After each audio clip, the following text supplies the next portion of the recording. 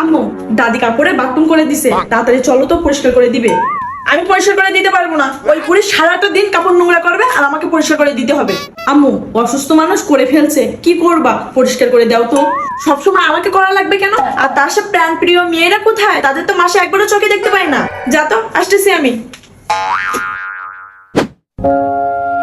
আম্মু, দাদি বলছে কই মাছের ঝোল খাবে আর দেশি মুরগির মাংস খাবে।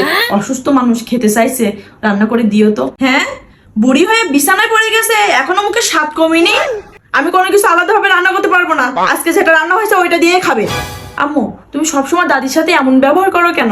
তোমার ছেলের বউ এসে যদি তোমার সাথে এমন ব্যবহার করতো তাহলে তোমার কেমন লাগতো একবার ভেবে দেখছো? মনে রাখো, তুমি যেমন ব্যবহার করবা একদিন না একদিন তুমি সেই ব্যবহার ফেরত পাবা। শুধু মার ব্যবহারটা দেখছো, দাদির ব্যবহারটা জীবনে দেখোনি। যদি দেখতা তাহলে বুঝতে পারতাম মা কেন দাদির সাথে এমন ব্যবহার করে। ওই মানুষটার প্রতি আমার মন থেকে ভালো ব্যবহার আসে না। সে যৌবন বয়সে আমাকে খুব অত্যাচার করছে, শুধু সে একা না, তার মেয়েরাও। আগে এই সংসার তার মেয়েদের মাতব বাড়িতে চলতো, সবাই আমার সাথে কুত্তার মতন ব্যবহার করতো।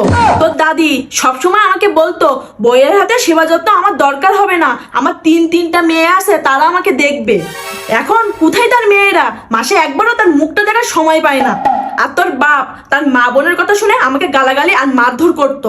তোর নানা নানি আমাকে কতবার বলছে সংসার ছেড়ে চলে আয়, কিন্তু তোদের মুখের দিকে তাকিয়ে এই সংসার আমি কষ্ট করে করছি। তার সাথে খারাপ ব্যবহার করলেও তার সব কাজ আমিই করে দেই, তার বাথরুমের কাপড়গুলো দিন শেষে আমিই ধুয়ে দেই। আমি আমার ছেলের বউর সাথে যেমন ব্যবহার করব, সে আমার সাথে ঠিক তেমনই ব্যবহার করবে, এটাই স্বাভাবিক। একটা কথা মনে রাখিস, যে যেমন কর্ম করবে সে ঠিক তেমনই ফল পাবে। আম্মু, আমি বুঝতে পারছি দাদি তোমার সাথে অনেক অন্যায় করছে। মানুষ মারির আঘাত ভুললেও মনের আঘাত কখনো ভুলে না। দাদি তার কর্মের ফল বিছানায় শুয়ে পাচ্ছে। আল্লাহ ক্ষমাশীলকে পছন্দ করে, তুমি দাদিকে ক্ষমা করে দাও।